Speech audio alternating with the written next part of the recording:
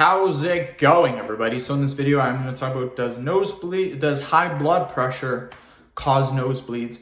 So before I get started, please subscribe to my channel if you haven't already. I do appreciate the support. It helps my channel grow. Please follow me on Instagram, Dillenberg999.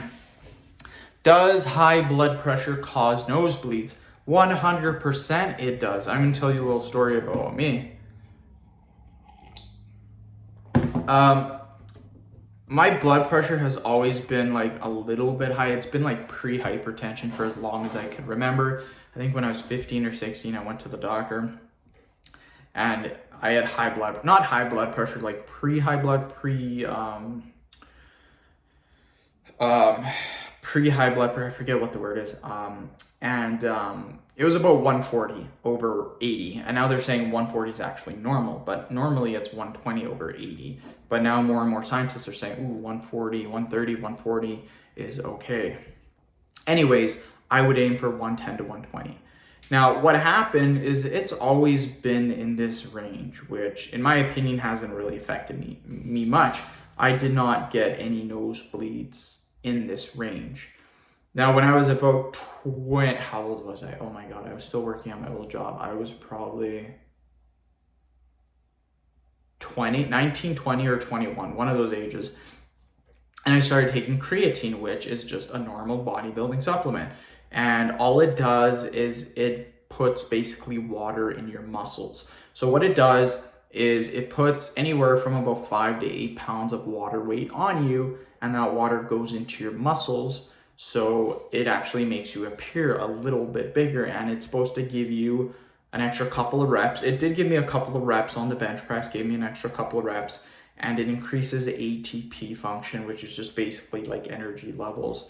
But here's the thing, and this is why I never recommend creatine for anyone, and I stopped taking it, is my blood pressure went from about 130 to 140 to about 170 over 130. It freaking skyrocketed on creatine, and everyone's like, oh, it wasn't from the creatine, it wasn't from the creatine.